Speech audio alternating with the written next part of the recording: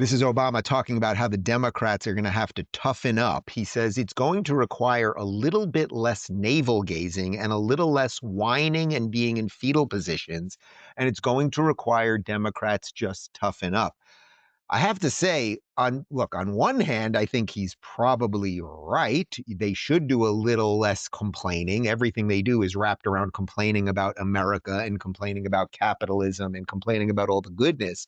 However, I don't even think it's cynical, but the, let's say, more clear-eyed version of what I think Obama really is. I mean, I think what he's telling the young troopers out there is, guys, we're about to have our communist revolution. Tighten up, get ready, stand up straight, and let's go. I really think that's what he's trying to say to them. I think he's way too vague. What is it? First of all, I haven't heard of the phrase navel gazing. That just mean walk around with your eyes down. Well, it's just like, oh, you're not paying attention to the world. You're just Oh, obsessed with your own nonsense. well, that's true, and that's fitting. But this is coming from the man who lectured black men 8, 9 months ago, before the election, 10 months ago, whatever that is before That the might have been the worst moment of the entire freaking cycle, I truly. think so, and the timing was brutal for them because it was right before the election, and black men are like, "Are what? You're telling me that now I'm a racist and a sexist if I don't vote for her, that I don't have a brain enough to make my own decision?" And then the numbers reflected it in the election where more Black Americans voted for a Republican, uh, that more than any time in the last half century, right? So I think it's safe to say, I'm sure you agree that now people are like, okay, taking what he says with a grain of salt, maybe that's too drastic of a phrase, but at least really trying to look at what he's saying and judge it for themselves when before it was just gospel. What exactly? Okay, fine, we toughen up. There's no mention of common sense. Right, right. So what? Okay, Just toughen up to to stop what? being violent. Like, toughen up to what? Because Yeah. that could be portrayed, Dave, as keep fighting nice and keep doing the wrong and keep telling them the wrong and throwing rocks and all those things.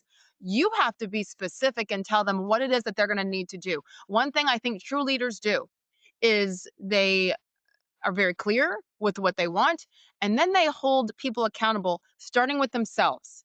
Yep. That is not something that he has done or is willing to do, it seems, and certainly not his party. So let's start with that. That's bad leadership. Tell me exactly what you mean and have the balls to do it. Right, that's interesting, right, because if he wanted to be a leader, what would a leader say? So even though I'm not a Democrat, obviously, so he's not speaking to me, but let's say you were the leader of the Democrats. What you might want to say is, hey guys, how about we stop hating the country for a minute? How about we start talking about American pride and thinking about why our ancestors came here and reinvigorate some of that.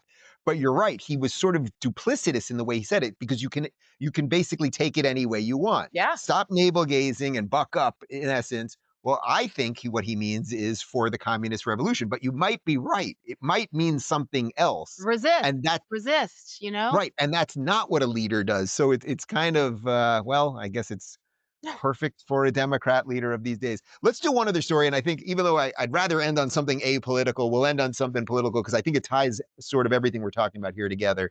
Because I think what you and I, one of the reasons I love you is that you're able to talk about all of these issues in a way that does blend the heart and the brain. And one of the guys that I think is doing an incredible job with the president is Stephen Miller.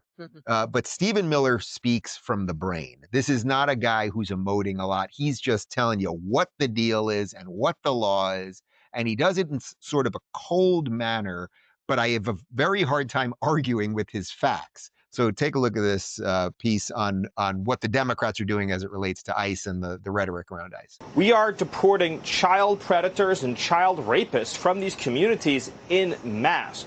We are removing drug dealers. We are removing gang members. We have multiple foreign terrorist organizations like the Sinaloa cartel, like Tren de Aragua, like MS-13, that were imported in vast numbers by the Biden administration to rape, kill, maim, and murder innocent Americans. So that's the dystopia that we are healing, that we are resolving by getting these monsters out of our country. And as we are doing that under President Trump's leadership, Democrats are leading an insurrectionist mob to try to murder ICE officers.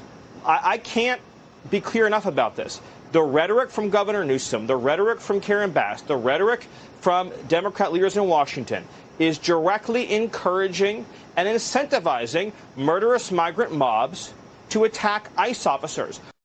I think you get my intro there. It's like you can't argue. Look, I'm in a building here at the Daily Wire that was built basically by a guy that his famous line is facts don't care about your feelings. And that's what Stephen Miller is. He does not care about people's feelings. He's just laying it out.